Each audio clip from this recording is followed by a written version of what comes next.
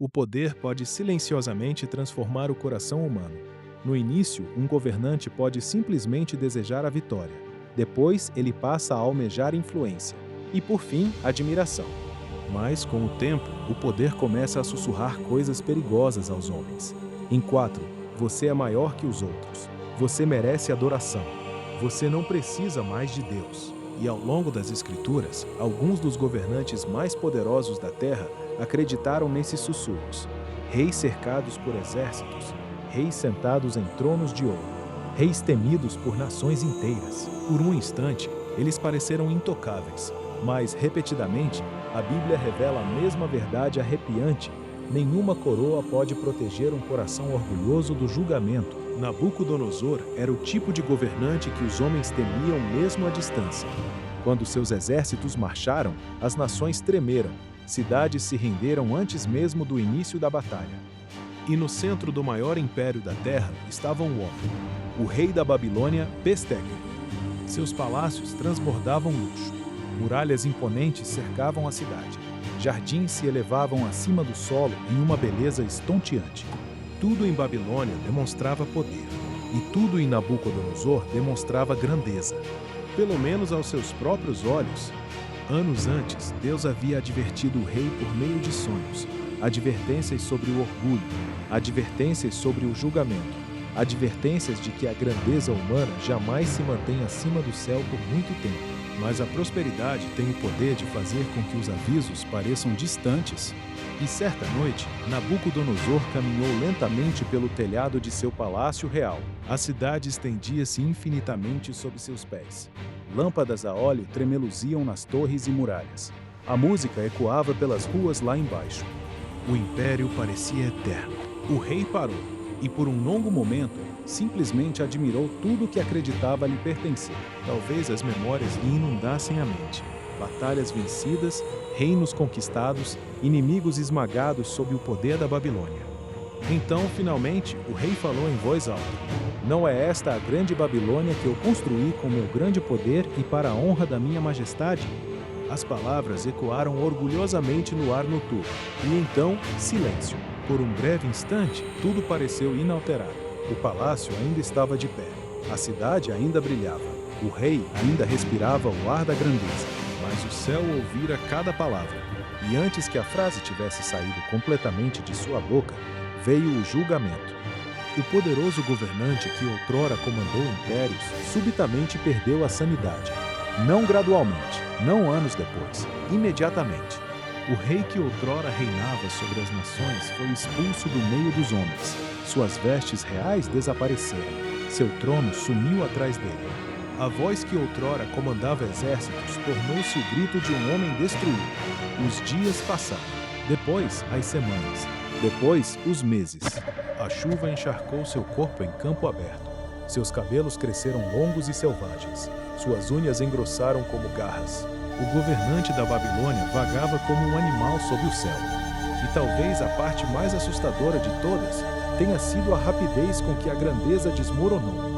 Num instante, admiração; no instante seguinte, humilhação. Porque o orgulho pode convencer um homem de que ele é intocável, bem antes de tudo desmoronar. O orgulho derrubou o maior rei da terra. Mas quando ele se humilhou perante o Rei dos Céus, a misericórdia o acolheu. O Deus que humilha os orgulhosos é também o Deus que restaura os humildes. Anos mais tarde, outro rei governou a Babilônia. Seu nome era Belsazar. Ao contrário de Nabucodonosor, ele herdou uma grandeza que não construiu. O império já estava forte ao seu redor. O palácio já transbordava de riquezas. E talvez isso tenha tornado o orgulho ainda mais fácil. Certa noite, Belsazar ofereceu um banquete suntuoso no palácio real. A música ecoava pelos salões. Nobres riam alto ao redor de mesas repletas de comida. O vinho corria livremente sob luzes douradas. A atmosfera era de despreocupação, confiança, intocável. Então o rei tomou uma decisão que mudou toda a noite. Ele ordenou aos servos que trouxessem os vasos sagrados retirados do templo de Deus em Jerusalém. Objetos sagrados antes usados em adoração, agora eram levados para uma celebração regada a álcool. Enquanto os convidados bebiam em recipientes sagrados, louvavam os deuses de ouro, prata, bronze, madeira e pedra. E por um tempo, nada aconteceu. As risadas continuaram, a música tocou, o banquete prosseguiu. Então, de repente, uma mão humana apareceu. Não um homem, não uma sombra, apenas uma mão. E diante dos olhos de todos no palácio, ela começou a escrever na parede. A música parou instantaneamente. As vozes desapareceram no silêncio. Uma a uma, as xícaras desceram lentamente pela sala. Ninguém se mexeu, ninguém falou.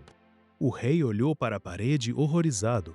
As escrituras dizem que seu rosto empalideceu. Seus joelhos começaram a tremer de medo. Momentos antes, Belsazar havia zombado do que era sagrado. Agora, o terror inundava todo o seu corpo. O rei convocou desesperadamente os sábios da Babilônia. Mas nenhum deles conseguiu explicar a escrita. Nem os astrólogos, nem os magos, nem os eruditos. Finalmente, Daniel foi levado perante o rei. E enquanto o velho profeta permanecia de pé dentro do palácio trêmulo, ele revelou o significado da mensagem. Médium. Deus havia determinado o reinado de Belsazar e o destruído. O governante que zombou da santidade perderia tudo em uma única noite. E antes do amanhecer, Belsazar, rei dos caldeus, foi morto. A Babilônia caiu, e Dario, o medo, assumiu o reino. Algumas formas de orgulho crescem lentamente ao longo dos anos. Outras surgem num único instante. Herodes estava diante do povo vestido com roupas reais que brilhavam intensamente sob a luz do sol. A multidão o observava com admiração. O poder o cercava, a autoridade o cercava, a atenção o cercava. E enquanto o rei discursava com confiança para o povo, algo perigoso começou a acontecer na multidão. Vozes começaram a se elevar. No início, talvez apenas algumas, depois mais altas, e então por toda parte. A voz de um Deus e não de um homem. A atmosfera devia ser inebriante. Elogios ecoavam de todas as direções. A admiração preenchia o ar. E naquele momento, Herodes se viu diante de uma escolha: humilhar-se perante Deus ou aceitar uma glória que não lhe pertencia. Mas o rei nada disse. Ele aceitou a adoração dos homens. Ele tomou a iniciativa imediatamente. As Escrituras dizem: imediatamente um anjo do Senhor feriu Herodes, porque ele não deu glória a Deus. Vermes o comeram e ele morreu. Atos 12, 23. Media tarde. O governante, que se erguia orgulhosamente diante do povo, de repente desabou sob o peso do julgamento divino. Os aplausos cessaram. A glória se dissipou. O rei que aceitou a adoração em público foi humilhado em público, e a mesma multidão que o louvava viu sua força desaparecer diante de seus olhos. Um lembrete sóbrio de que nenhum ser humano deve receber a adoração que pertence somente a Deus. Medium pause. Ao longo das Escrituras, uma verdade aparece repetidamente. Deus resiste aos orgulhosos, mas concede graça aos humildes. Deus resiste aos orgulhosos. Não porque ele se deleite na destruição, mas porque o orgulho, aos poucos, engana os homens, fazendo-os pensar que podem substituí-lo. Impérios se erguem, reis se vangloriam, o orgulho humano se perpetua geração após geração. No entanto, a história continua a repetir a mesma lição. Nenhum poder pode proteger um homem que se exalta acima de Deus. Porque as coroas desvanecem, os reinos desmoronam. A força humana desaparece, mas a autoridade de Deus permanece imutável para sempre. Medium pause. E talvez a verdadeira sabedoria comece no momento em que um homem para de buscar a glória para si mesmo e se curva diante daquele que reina sobre todos os tronos e todos os reinos da terra. Subscribe to Bible Faith Express for more powerful Bible stories, faith-building lessons, and inspiration from God's Word. Hit the bell so you don't miss the next episode. God bless you.